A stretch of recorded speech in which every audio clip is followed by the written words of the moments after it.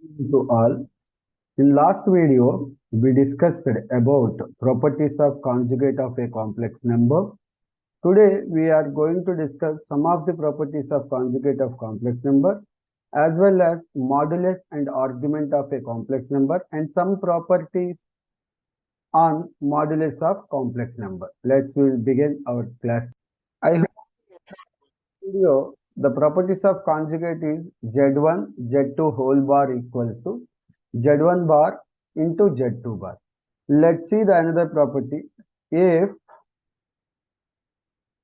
Z is nothing but a complex number is denoted by Z, we know that. So if Z equals to Z bar, that means Z equals to what? A plus iota B. Then Z bar is A minus iota B. So here Z equals to Z bar. That means A plus iota B equals to A minus iota B.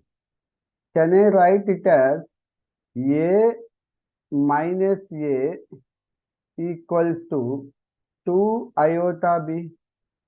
That implies twice of iota B equals to we got 0. We can able to understand here 2 is a non-zero quantity as well as iota is nothing but square root minus 1. So it is also a non-zero quantity. So B should be 0. If B is 0, B is nothing but what? Imaginary part of complex number. If imaginary part of complex number, can I say that the complex number is purely real? So you have to understand from here after purely real. If Z equals to Z bar, then the complex number is said to be purely real. Let's see the next one. If Z equals to negative Z bar, that implies A plus iota B equals to minus of A minus iota B.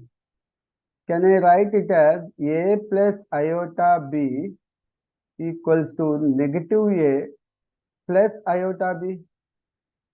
Observe here, 2A equals to iota B minus iota B.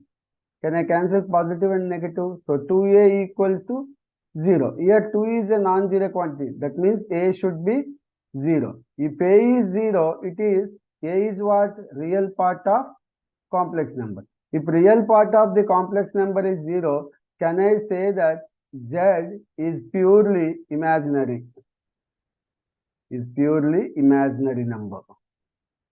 So hereafter remember Z equals to Z bar is nothing but Z is a purely real and Z equals to minus Z bar is nothing but complex number is purely imaginary. Next, about modulus and argument of a complex number. I am writing here modulus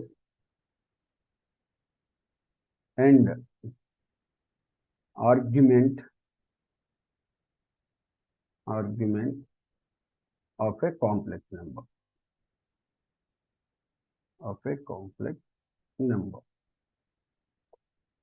Let's see. For example, I am taking Z equals to A plus iota B. A plus iota B. If Z equals to A plus iota B, that means there exists a point in XY plane. Hereafter you remember XY plane is also called as organd plane. Suppose here the point is, here A is positive, B is positive, so the point is lies in first quadrant. Suppose I am taking that point as P, A comma B. We know that this is origin. If I join point P to the origin, that means I can say the distance of P from origin is nothing but, it is nothing but modulus of Z. Modulus of Z. And O origin, if I denoted by P, it makes an angle theta with respect to positive x-axis. This theta is called as argument of Z. Argument of Z. It is denoted by ARG of Z. You have to pronounce it as argument of z. If suppose if I drawn a perpendicular from this P to on x-axis, just I drawn a perpendicular, just I denoted this point as M. Now, can I say that OM is nothing but A and P to M is nothing but B? If I want to find angle theta, it is a right angle triangle. OPM is a right angle triangle in which with respect to theta, you know opposite side as well as adjacent side. We know the relation between opposite to adjacent is tan theta. So can I write tan theta equals to B upon A? So theta is nothing but tan inverse of B upon A. Theta is nothing but what? Argument of Z. So argument of Z equals to tan inverse of B upon A. Please remember. Next. Now what about OP? Observe here, if I wish to find OP, OP is nothing but distance of point P from origin. We know the distance formula, square root of x2 minus x1 whole square plus y2 minus y1 whole square. Here our x1, y1 origin coordinates are 0, 0. So can I write it as square root of a minus 0 whole square plus b minus 0 whole square. So OP is nothing but square root of a square plus b square. OP is nothing but what? Modulus of z. So it is denoted by modulus of z equals to square root of a square plus b square. For example, if z equals to 3 plus 4 iota, then find modulus z. So what to do? Modulus z is nothing but square root of square of real part, that is 3 square, plus square of imaginary part, that is 4 square. So square root of, it is 9 plus 16, 25. So the value will be positive 5. But we should not take it as plus or minus. Why? Distance never be negative equals to 0. But actually tan theta is nothing but what? Theta is nothing but tan inverse b by is 0. That means anything by 0 is undefined. We know that tan 90 is undefined. So can I write theta equals to 90 degrees, or we can write in radians pi upon 2, pi by 2 radians. I hope it's clear. We are going to discuss about principal argument. Principal argument. If theta is less than or equals to pi and greater than negative pi, if theta lies in between negative pi to positive pi, then the theta is known as principal argument. We will see different types of possibilities. Now, I will explain case 1. If A is greater than 0 and B is greater than 0, that means A and B both are positive. So, that point is lies in quadrant 1. Suppose this is point A comma B. Now, this is OP, that means modulus of z. This is our theta. Now, I draw a perpendicular, same manner. Now, theta equals to, that means tan theta equals to what? B upon A. So, theta is nothing but tan inverse of B by A. Please remember this. Now, case 2. Case 2. If A is less than 0 and B is greater than 0, that means what? A is negative, B is positive. So, the point lies in second quadrant. So, maybe the point may be here. Here, our point P equals to A comma B. That means A is negative and B is positive. Now, I want to join P to origin. This is our modulus. Modulus never be negative because it is distance from the origin. Now, I wish to draw a perpendicular from P2 on x-axis. It is my M. Now, this is theta, but you have to find out this is our argument, but this total angle is what? 180 degrees, pi radians. So, but you want to find only theta value. So, what is actually here? A is nothing but modulus A. Why? Distance never be negative. B is, we can write B. Why? Because B is positive in second quadrant. So, our tan theta is nothing but B upon modulus A. But theta is nothing but tan inverse of B upon modulus A. But we want to find the theta. Therefore, the argument of Z is nothing but this total angle is pi. So, pi minus tan inverse of B upon modulus A. It is the principal argument in second quadrant. I hope it's clear. Now, number 3. Here, case 3. If A is less than 0 and B is also less than 0, that means the point is lies in third quadrant. Because A and B both are negative. Suppose this is my point P, A comma B. If I join from origin to the P, now observe very carefully here. Just a minute. I want to draw a perpendicular.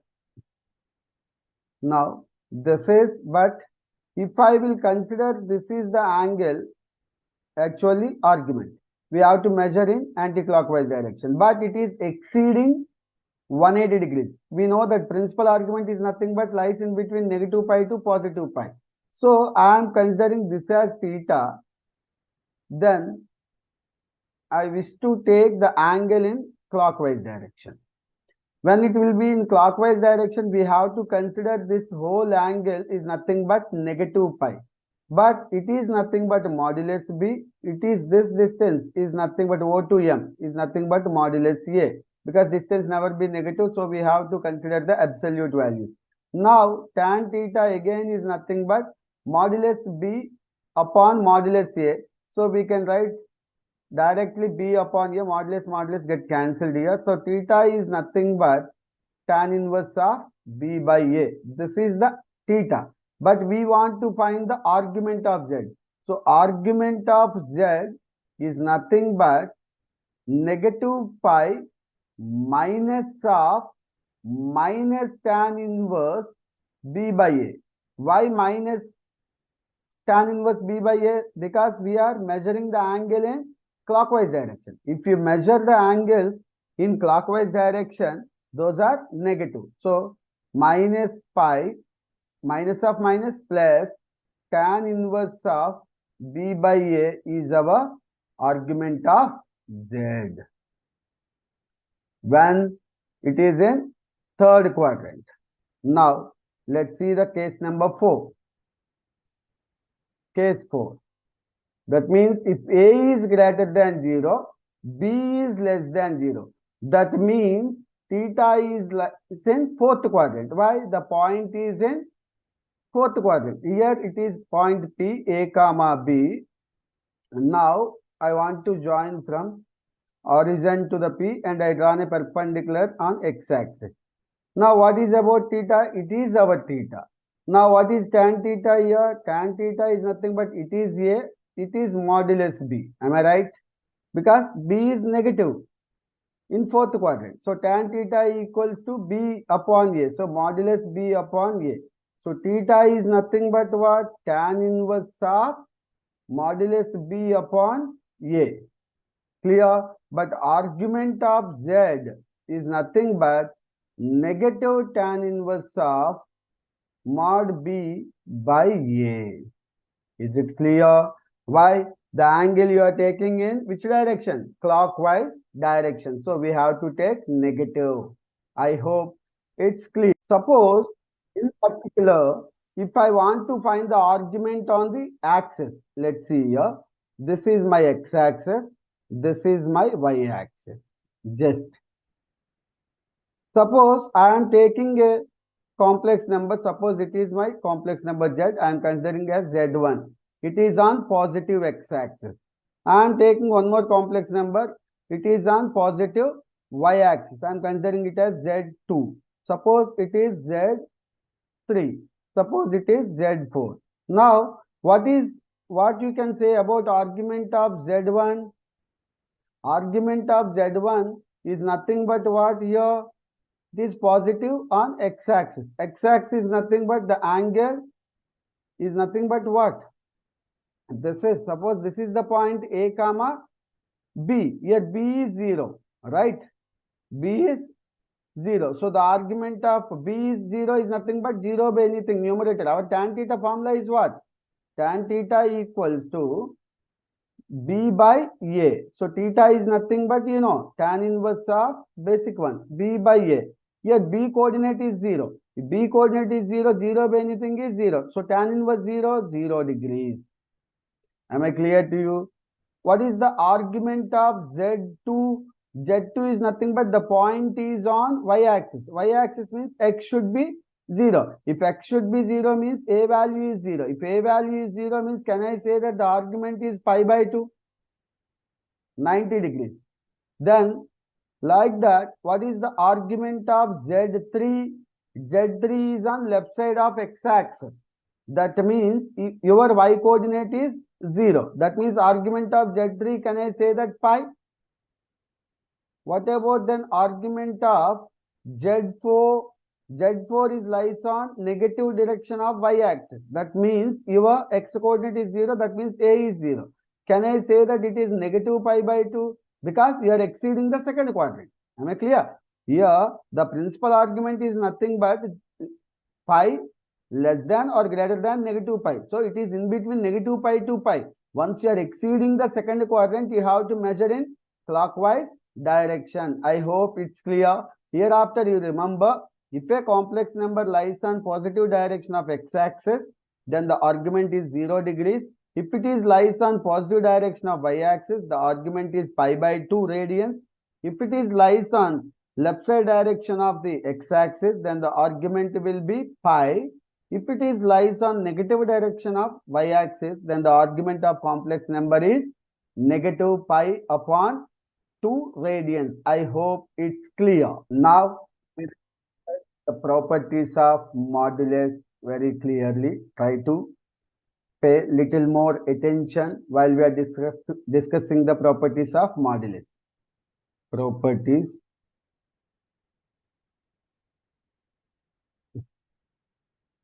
modulus of complex number. Instead of complex number, I am writing z. Let's see here. First property. First one.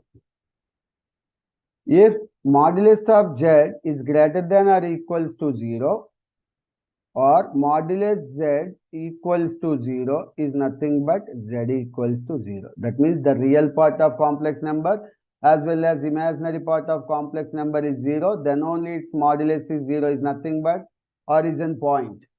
Now, the second property. Modulus of z is always equals to modulus of z bar. That means its conjugate is always equals to negative. Modulus of negative z is also equals to modulus of negative z bar. Let's see. We will prove that. Z equals to, for example, a plus iota b. What is modulus z? That equals to square root of a square plus b square. I hope it's clear. Then what about z bar? Z bar is nothing but a minus iota b. So what is the modulus of z bar? That is nothing but square root of a square plus negative b square. Negative b whole square is nothing but positive b square only. But what about negative z? Negative z is nothing but minus a minus iota b. Then what about its modulus? The modulus of negative of a complex number is nothing but square root of negative a whole square is nothing but positive a square. Negative b whole square is also nothing but positive b square. Then what about its modulus? What about that conjugate of negative z bar? The negative z bar conjugate is nothing but just we have to change the sign of imaginary part. So minus a plus iota b. That means modulus of negative z bar is nothing but again you will get square root of a square plus b square. Observe all the results here. So we can say that the modulus of a z is always equals to modulus of its conjugate, is also equals to modulus of negative complex number, is also equals to modulus of conjugate of negative of a complex number. I hope it's clear. Observe here one more important point. Let's see here. These are my coordinate axis. This is also I told you xy plane, hereafter you have to call as argand plane. So there is a point P here, A comma B. Now this is nothing but modulus Z. Then this is nothing but your B. It is nothing but A. Am I clear? Now observe, it is a right angle triangle. You know that in a right angled triangle, the length of hypotenuse is always greater than the length of other two sides. So by using that property, can I say that A is less than modulus Z? In the same manner, can I say that similarly A is always less than modulus Z as well as greater than negative of modulus Z? Clear? That means A is nothing but what? Real part of Z. So real part of Z is always less than modulus of a complex number and greater than negative of modulus of complex number. Similarly, imaginary part of Z is also less than modulus of Z and greater than negative of modulus of Z. I hope it's clear. Now we'll find out the next property. Z times Z bar, hereafter you remember it is always equals to modulus Z whole square. Let's prove.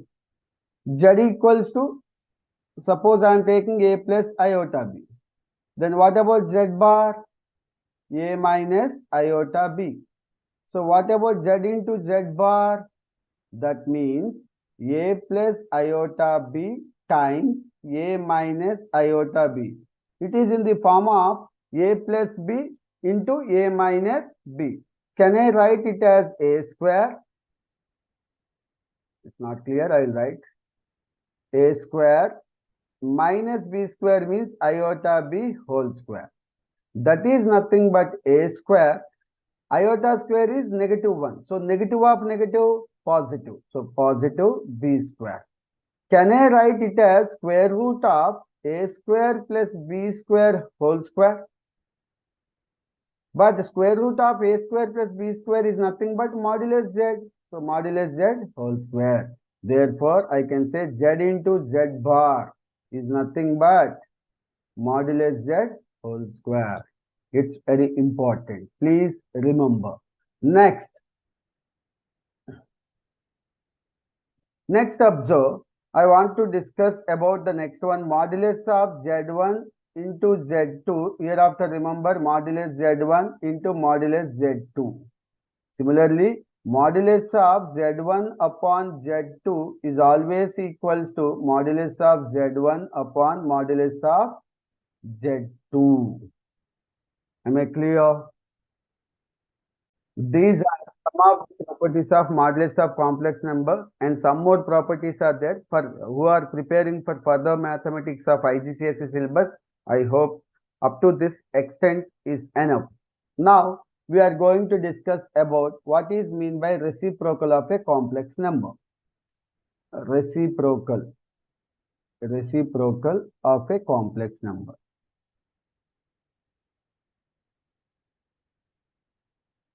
Let's see here. Suppose Z equals to A plus iota B. What is the reciprocal of Z? Can I write as 1 upon Z?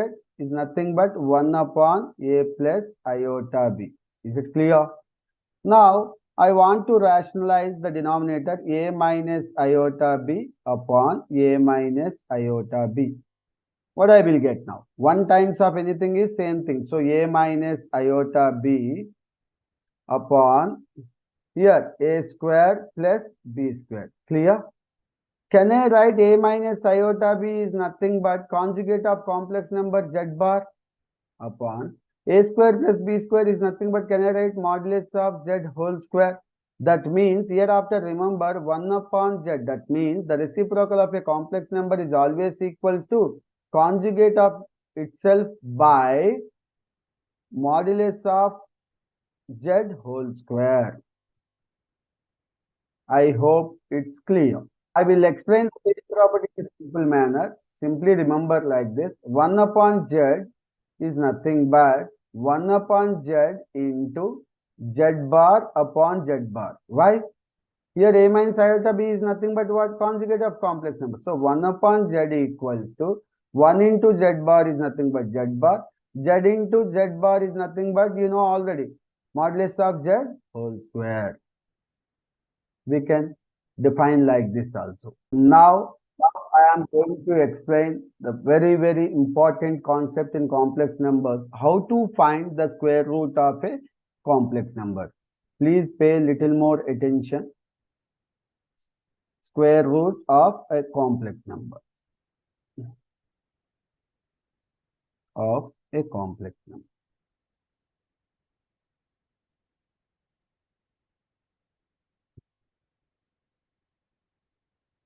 For example, I am taking z equals to a plus iota b. I want to find its square root. That means square root of z I want. Square root of z is nothing but square root of a plus iota b. The square root of a complex number, you will also get a complex number. So I am taking it as x plus some iota y. Now, my main motto is I want to find the value of x as well as I want to find the value of y. So what I want to do here, squaring on both sides. Squaring on both sides. Now what you will get? A plus iota b equals to x plus iota y whole square. So a plus iota b equals to, it is in the form of a plus b whole square, a square x square plus b square. That means iota square y square. But iota square is what? Negative 1. So negative 1 into y square, negative y square plus 2ab, 2 iota xy. Now compare the coefficients on both sides. Here the real part is what? X square minus y square. So here the real part is what? A. So x square minus y square is nothing but a. Here imaginary part is b. Here the imaginary part is 2xy. So can I write 2xy equals to b? I hope it's clear. I know x square minus y square. If I will find out x square plus y square, then I can solve easily what is the value of x and y. So what I want to do here, can I write x square plus y square whole square equals to x square minus y square whole square plus 4x square y square. How I wrote it is, we know that a plus b whole square is nothing but a minus b whole square plus 4ab. Clear? Because here a minus b whole square you are getting negative 2ab. Here you are adding positive 4ab. So negative 2ab plus positive 4ab is nothing but positive 2ab. So a square plus b square plus positive 2ab is nothing but a plus b whole square. But here a is nothing but x square, b is nothing but y square.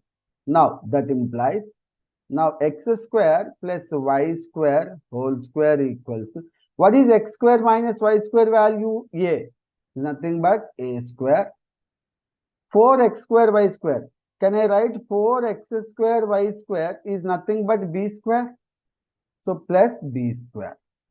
So x square plus y square is nothing but square root of a square plus b square. Is it clear? Can I write it as modulus z?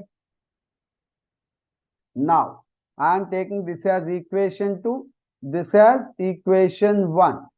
Now, from 1 and 2, from 1 means equation 1 and 2, equation 2, we get x square minus y square equals to a x square plus y square equals to modulus z.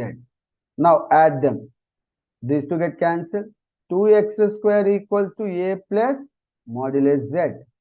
So x square equals to a plus modulus z upon 2. Is it clear? Now, what is x now? X equals to square root of modulus z plus a upon 2. This is your x value.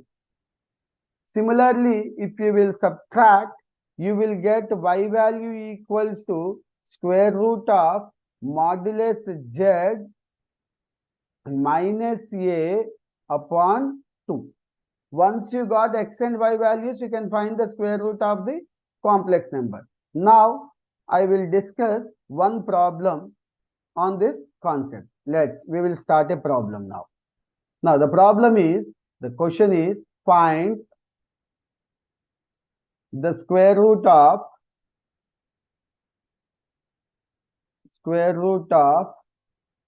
z equals to 3 plus 4 iota. So I want to find square root of z. So square root of z equals to square root of 3 plus 4 iota. First of all, I want to find the modulus z. Modulus z is nothing but what? Root over 3 square plus 4 square is nothing but what? 5. Modulus never been negative. So what is your x value? X value is nothing but square root of modulus z plus real part of complex number by 2. So that equals to square root of what is modulus z? 5 plus what is a value? 3 upon 2. That is nothing but square root of 4. Square root of 4 is nothing but plus or minus 2. Is it clear? What is y value? Square root of modulus z minus a upon 2 is nothing but square root of 5 minus 3 upon 2 is nothing but 5 minus 3, 2 upon 2. So square root 2 is not 2 by 2 is nothing but 2 upon 2 you will get. So square root 1 is nothing but plus or minus 1. Therefore, root z is nothing but what? X plus iota y. Plus or minus. Square root is always having plus or minus. So plus or minus, what is x? 2 plus iota, y means 1. So you can write only iota. So this is the square root of 3 plus 4 iota. I hope it's clear. These are some of the concepts of complex number. I will discuss some more concepts and very interested problems in my next video. Thank you to all. Have a good day.